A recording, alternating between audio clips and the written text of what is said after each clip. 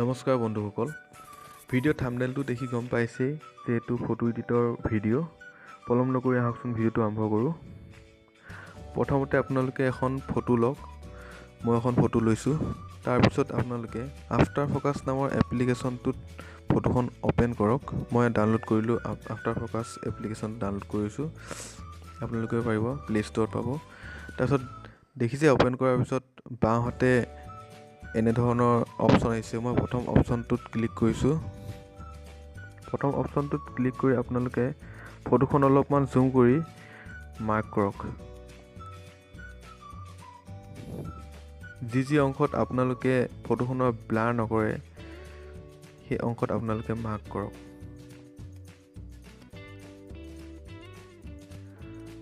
ফটোখনৰ আপোনালোকে যি অংশ ব্লাৰ নকৰে সেই অংশ আপোনালোকে মাৰ্ক কৰিব। মাৰ্ক কৰাৰ পিছত আপোনালোকে বাওঁহাতে দেখিছে মই টিক মাৰ্ক দিছোঁ। 3 নম্বৰ অপশ্যনটোত যাব। এই 3 নম্বৰ অপশ্যনটোত গৈ আপোনালোকে এনেধৰণে মাৰ্ক কৰিব ফটোখন। যি অংশ আপোনালোকে ব্লাৰ কৰিব। ব্লেক পেইনে আঁক দিয়াৰ নিচিনা আপোনালোকে দেখিছে। ব্লেক পেইনে স্কেচ দিয়াৰ নিচিনা হৈছে ফটোখন। এনেধৰণে আপোনালোকে ফটোখন জুম কৰিব। জুম কৰি আপোনালোকে ডিটেইলছভাৱে চাই আপোনালোকে মাৰ্ক কৰিব। ব্লেক পেইনে মাৰ্ক কৰাৰ দৰে হ'ব। দেখিছে আপোনালোকে, মই জুম কৰিছোঁ। জুম কৰি আপোনালোকে ব্লেক পেইনে মাৰ্ক কৰাৰ দৰে মাৰ্ক কৰক। আৰু যদি আপোনালোকে দেখিছে যে ব্লেক পেইনটো অলপমান ব্লাৰ অংশত লাগি গৈছে, তেতিয়া আপোনালোকে 4 নম্বৰ অপশ্যন মই টিক মাৰ্ক দি দেখুৱাই দিছোঁ। সেই ৰবাৰডাল ইউজ কৰি আপোনালোকে সেই ভুলটো আপোনালোকে শুধৰণি কৰিব পাৰিব ৰবাৰে মুচি পেলাই।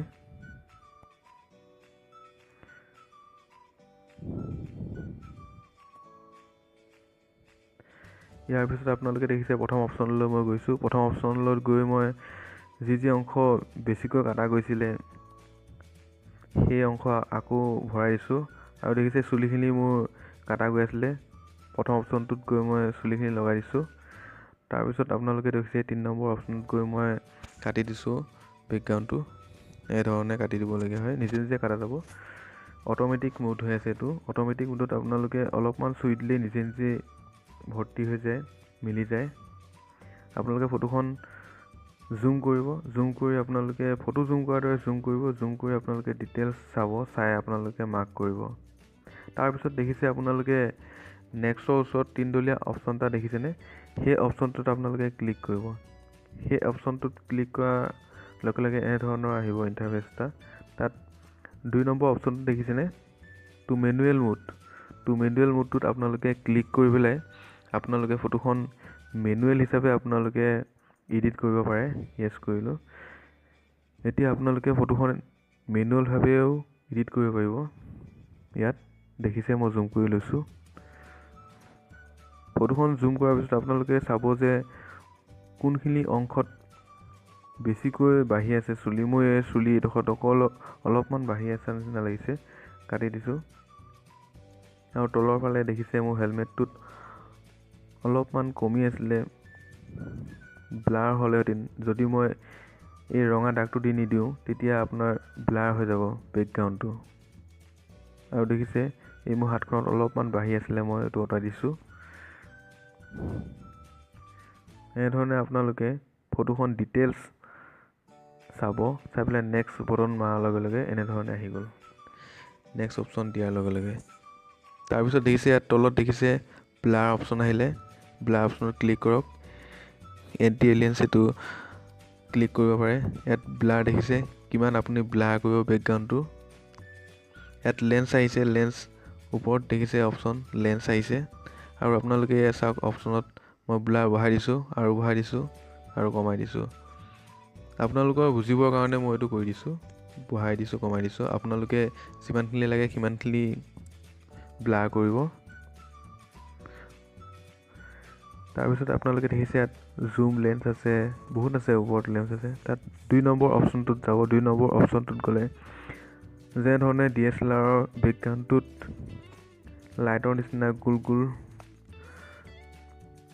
হয় অপশ্যন হয়, তেনেধৰণৰ কৰিব হ'লে আপোনালোকে ইয়াতকৈ বেছি কৰিবলৈ আপোনালোকে তেল দেখিছে বহাই দিব পাৰে। তাৰপিছত 3 নম্বৰ অপশ্যনটোত দেখিছে মেনুৱেল আছে। আপোনালোকে ইয়াত মেনুৱেল হিচাপেও আপোনালোকে চেঞ্জ কৰিব পাৰে বেকগ্ৰাউণ্ডটোৰ কিমানখিনি আপোনালোকক ব্লাৰ লাগিব আৰু ফ্ৰণ্ট ছাইডত আপোনালোকে কিমানখিনি ব্লাৰ নালাগে। মই মেনুৱেল হিচাপে মিলাই লৈছোঁ।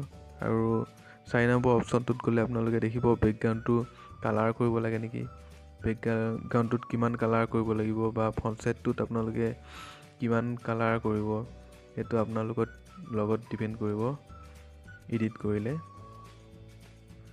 এতিয়া মই ফ্ৰণ্ট ছাইড গৈছোঁ, ফ্ৰণ্ট ছাইডটো মোৰ বগাও কৰি দিছোঁ, অলপমান ডাৰ্ক কালাৰ কৰিব পাৰোঁ। ফটোখনৰ লগত মিলাই DSLR দৰে কৰিবলৈ এনেধৰণৰ কালাৰ প্ৰয়োজন। এনেধৰণৰ কালাৰ আপোনালোকে পাব। ইয়াত অপশ্যন ধেৰ আছে, বহুতো অপশ্যন আছে, বহুতো অপশ্যন পাব। আৰু 4 নম্বৰ অপশ্যন গ'লে আৰু বহুতো অপশ্যন পাব। এইটো চাওকচোন, অলপমান অন্ধকাৰ কৰিব পাৰি বেকগ্ৰাউণ্ডটো। এনেধৰণে আপোনালোকে ফটোখন এডিট কৰিব পাৰিব। ইয়াত এডিটৰ বহুতো ছেটিং আছে, কিন্তু মই এইবোৰ ছেটিং আপোনালোকক ক'লে বহুত দীঘল হৈ যাব ভিডিঅ'টো।